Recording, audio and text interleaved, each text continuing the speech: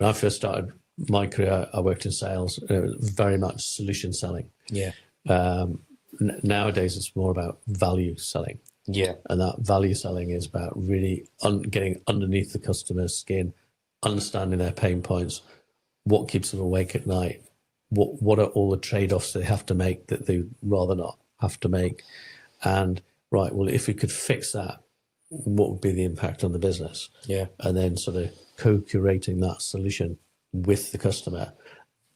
That's where really good salespeople excel. Yeah. Yeah. And that's often the difference between whether you win business or not. Because if you're value selling, price doesn't really come into the equation. Yeah. Whereas if it's just about price, it's just a race to the bottom. Yeah. And that's not profitable business. No, we had that. As I say, I was out seeing a customer before I come in here, and that was one of the things we discussed. So we don't really speak about price that much, because if we do our job well and we come up with the right solution, we'll save people 10x, 20x, 100x, and whatever they would ever spend with us, by stopping the things breaking that would cost them a lot of money, or causing the hassle, or doing what we're doing. So when people, like we had it at the beginning, people say, oh, their day rate's 20% cheaper than yours, go with them then, because we're never ever going to get on, because we're never going to, you're wanting somebody to tick a box. We don't tick boxes. And but again, that's understanding the type of customers you want to work with, understanding your audience, because we had another example recently where had a guy, and he's obviously going to see all these customers. I'm like, none of them will really be a customer for us.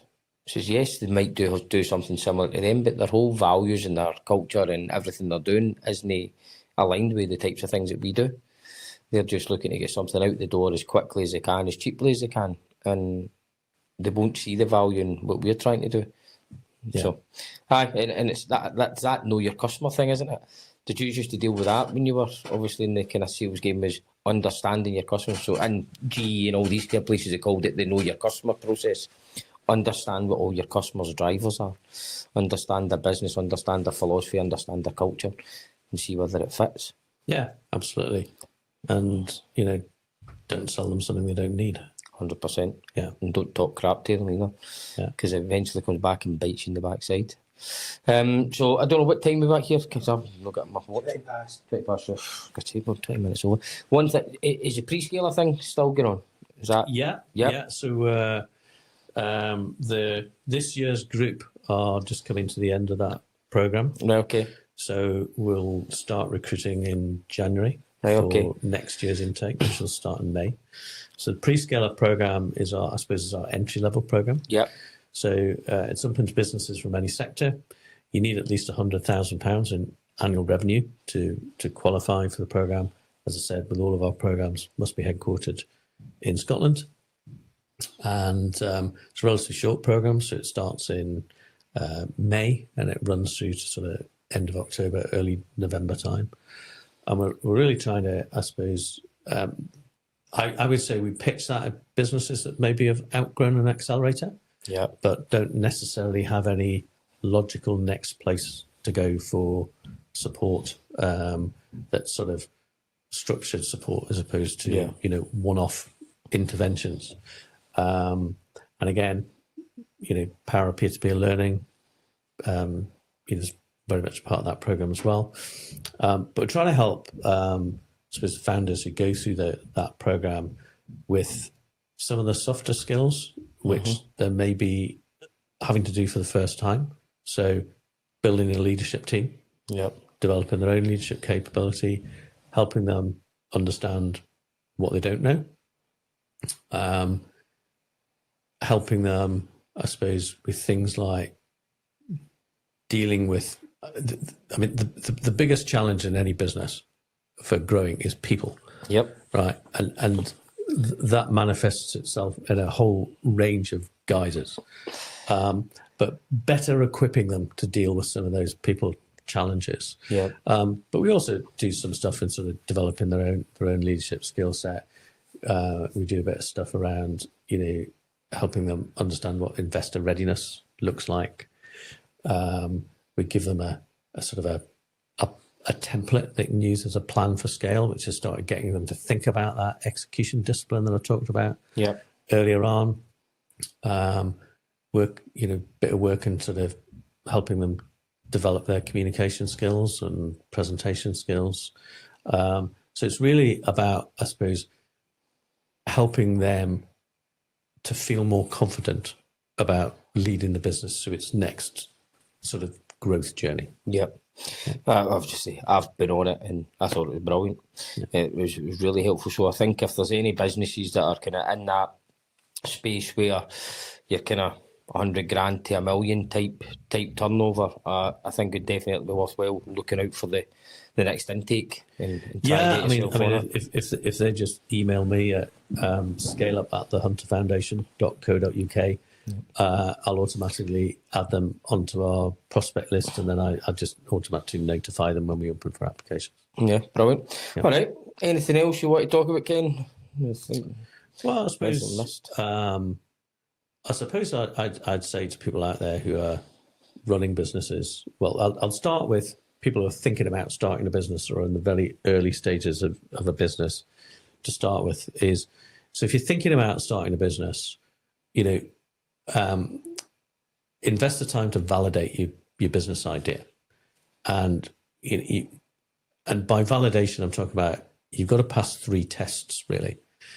Desirability, feasibility, viability. So desirability is, do enough people out there want what it is you're offering, whether that's a product or service? Do they have a pain point that you're solving that is a big enough pain point that they actually want to solve it? So that's the first test. Do people actually want whatever it is I'm proposing to do? The second test, which is feasibility, is can I actually deliver it? So if it's a product, can I make it? If it's a service, can I deliver it? Now, usually speaking, the feasibility bit most people can do. They might have to raise some money to be able to do it, but usually they can do that. The desirability piece sometimes can be assumed there's a need without having tested it. And then the third bit is viability, which is, can I actually make any money? So, people can want something, you can deliver it, but if the business can't actually stand on its feet and make money out of it, then it's not going anywhere.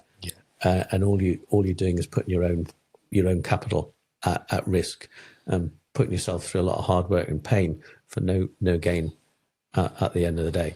So, I'd say to anybody who's thinking of starting a business, invest the time to actually do your customer discovery. Look at what support is out there in the ecosystem. So take a look at, where the accelerator programs in my area. What do I need to do to qualify to get on one of those?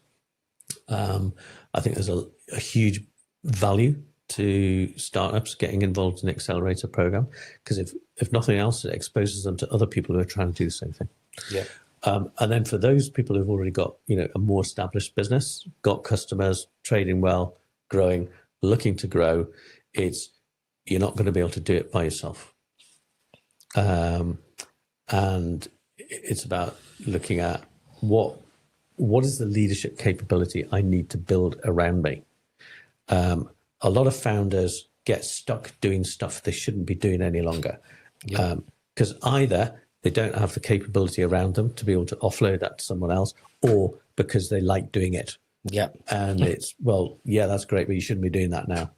So I'd say to them, understand you can't do this alone. Start building the capability around you. Get a network of other like-minded entrepreneurs that you trust, that you can have just open and honest conversations with. The sort of programs we offer might be for you, they might be not. There might be other things out there in the ecosystem that you think, actually, I like the sound of that better. That's absolutely fine. Do something. And carve out the time to invest in your own development. Successful entrepreneurs, really successful entrepreneurs, are lifelong learners.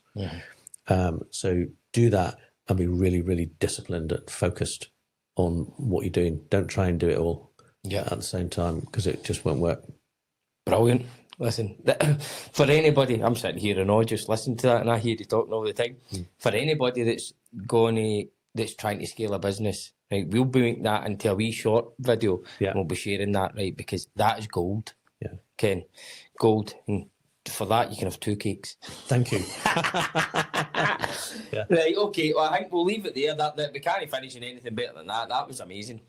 And Ken, for me, you put things into words that just completely resonate. I've always thought that, right? And it's brilliant. So we'll leave it at that. I think that's anybody that's trying to grow or scale a business, listen back to that wee bit, and if you take that in, I'm pretty sure you'll be successful.